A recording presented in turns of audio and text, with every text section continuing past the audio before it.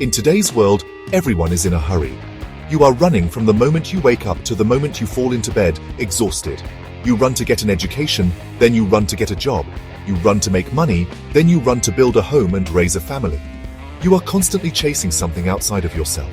This endless race is fueled by the belief that happiness is just around the corner. If only you get that promotion, buy that new car, or go on that perfect vacation, then you will finally be content. But is that really true? This frantic pace leaves little room for stillness, for simply being. Look around you. The world is filled with more comforts and conveniences than ever before. Everything is available at the touch of a button.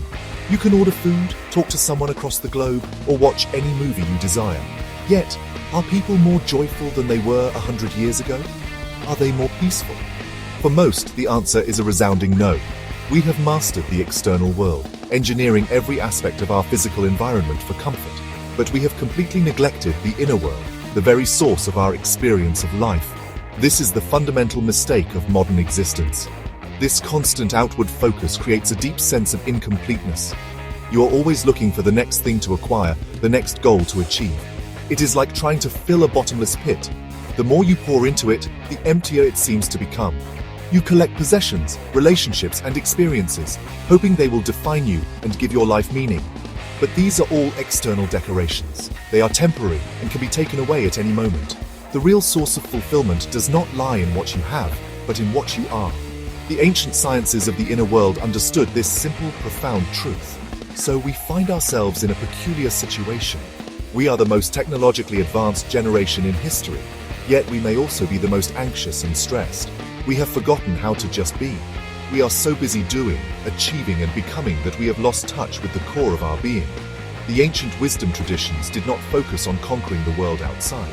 They focused on conquering the world within. This is not about renouncing life, but about learning to live it from a place of deep stability and inner joy, untouched by the chaos of the external world. What if I told you there is a science to understanding the ultimate reality of your own existence? This is Brahmavidya. Do not be intimidated by the word. It is not a religion or a philosophy you must believe in. It is a technology for inner well-being. Brahma refers to the ultimate, the boundless reality, and Vidya means knowledge or science. So, Brahmavidya is the science of knowing the ultimate. It is the journey from the limited self you think you are to the boundless consciousness that is your true nature. It is the path to self-realization, a direct perception of reality. In the modern world, we seek knowledge from books, universities, and the internet. We gather information about everything, from the farthest galaxies to the smallest subatomic particles. This is external knowledge. It is useful for navigating the physical world, for building things and creating systems. But this knowledge can never touch the core of who you are. Brahmavidya, on the other hand, is inner knowledge. It is not about learning facts. It is about turning your attention inward and exploring the very nature of your own consciousness. It is a science of experience, not of belief. Think of it this way. You can read 1,000,000 books about mangoes. You can study their chemical composition, their botanical history, and how they are grown. You can become the world's leading expert on mangoes. But until you actually taste one, do you really know what a mango is? All the books in the world cannot give you that single, direct experience. Brahmavidya is about tasting the fruit of your own existence. It is about knowing yourself not as an idea or a concept, but as a living, breathing reality. Modern life encourages us to become experts on everything but ourselves. This is the great distraction of our times. We are so busy looking at screens, consuming information, and engaging with the outside world that we never look within. Your phone can connect you to anyone on the planet, but it cannot connect you to yourself. True connection, true knowing, happens when you close your eyes to the world and open them to the life that is throbbing within you. Brahmavidya provides the tools and methods to make this inward journey. It is the most essential knowledge because it deals with the very source of your experience. Without this, all other knowledge is ultimately meaningless. There is an old story about a great sage who lived in a forest. People from all over the land would come to him seeking wisdom. One day, a wealthy and learned scholar arrived. The scholar had read all the sacred texts and could debate philosophy for hours. He approached the sage and said, "Master, I have studied everything. I know the scriptures by heart, but I still feel empty inside. What is this ultimate reality you speak of? Can you describe it to me?" He was expecting a long and complex lecture, something he could analyze and add to his vast collection of knowledge. The sage simply smiled. He did not say a word. Instead, he picked up a small polished mirror and held it in front of the scholar's face. The scholar looked into the mirror and saw his own reflection. He saw his tired eyes, the lines of worry on his forehead, and the arrogance in his posture. He looked, and for the first time he truly saw himself. He was so busy collecting knowledge about the world that he had never taken a single honest look at the one who was collecting it. The reflection was not the ultimate reality, but seeing it clearly was the first step. The scholar stood there, speechless. He understood.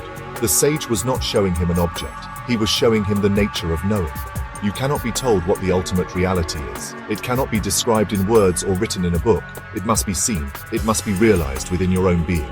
The sage's mirror was a tool, a technology to turn the scholar's attention back upon himself. All the practices of Brahmavidya, whether it is a certain way of breathing, a form of meditation, or a posture, are just like this mirror. They are designed to show you what is already there. This is the fundamental difference between information and transformation.